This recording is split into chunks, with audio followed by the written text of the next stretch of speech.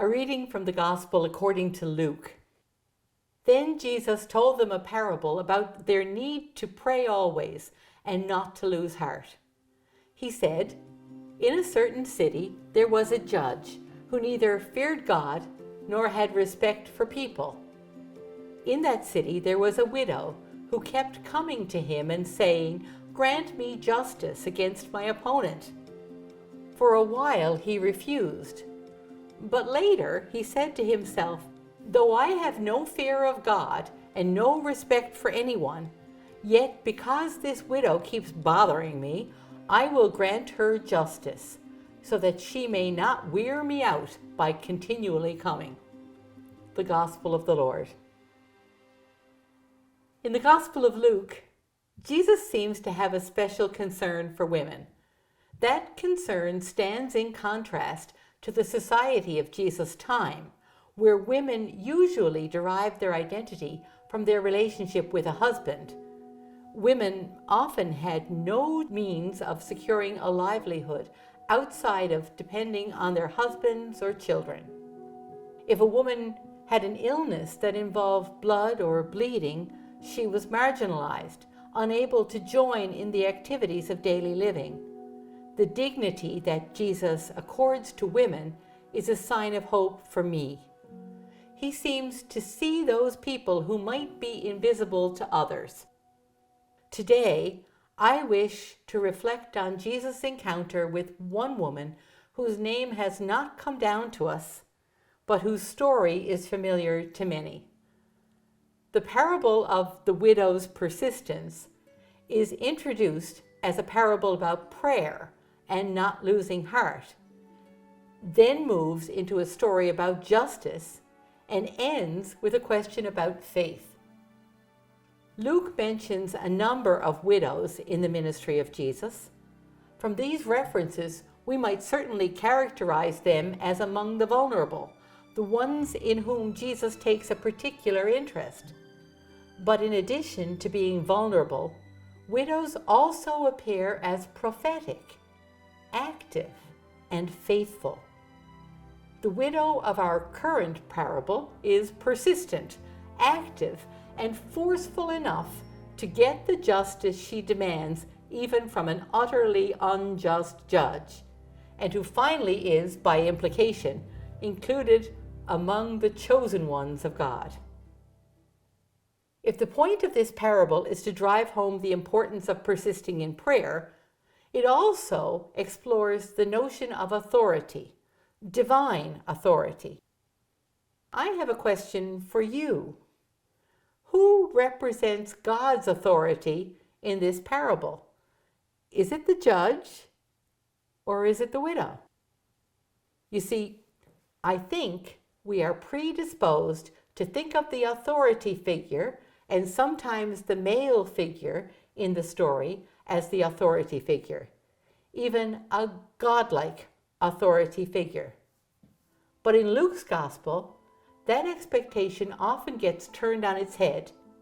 In this parable, the judge is clearly corrupt and callous and calculating, and God is never any of these things. It's the widow who better represents God in this story. Her persistence, pursuing the judge and justice, mirrors the heart of God. God is a persistent lover who pursues us and will never let us go. There is nowhere you can go where God has not gone before, and there is no place where you can hide from God's love. God is not only persistent, God's love is plentiful, never stingy. In fact, St. Alphonsus Liguori described God's love as crazy. God's mercy and God's redemption is plentiful, overflowing, unbelievable. So in this parable, Luke chooses a woman, the widow, to paint a picture of our God and God's love and persistence.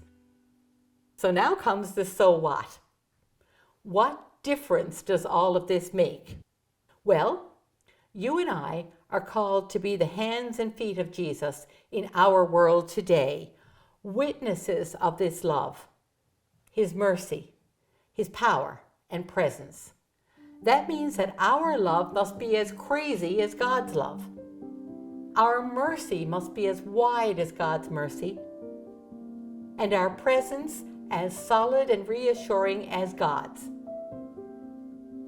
We are to be a little bit like the widow in the gospel today, who chased after the corrupt judge and would not let him rest until justice had been granted and peace prevailed.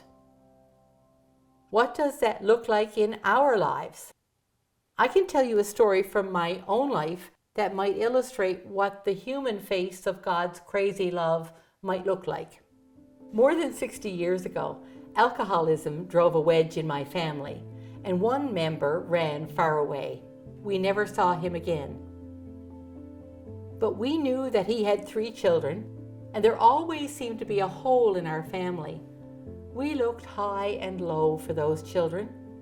We knew that they had all been adopted and had a different last name, but we searched, especially when one of us was in the province we had heard they might be living in. I would go into restaurants and scan the faces of servers, wondering if I might recognize a cousin if I chanced to see one. A few years ago, long after my uncle's death, our phone rang. It was his children, now adults, attempting to find their long-lost family. I can't describe to you the feeling as the Newfoundland branch of the family stood at the foot of the escalator in our airport, waiting to glimpse the faces of our long-lost cousins. Would we recognize them? Would they be like us? Would they like us? Would the old wounds overshadow the joy? We need not have worried. The joy of being reunited was stronger than any remaining pain. The sorrow we felt was for the years robbed by alcohol and human frailty. We committed to never losing touch, and we've kept that promise. That promise and the love and commitment that sustains it is part of our ordinary holiness. Love is persistent, and love is strong. It is the force here on earth that comes closest to being an experience of the heart of the widow in today's gospel, God's own heart. Now you have heard how I've reflected on this passage from the Gospel of Luke, but what about you? When and how have you found yourself in a place like that of the widow?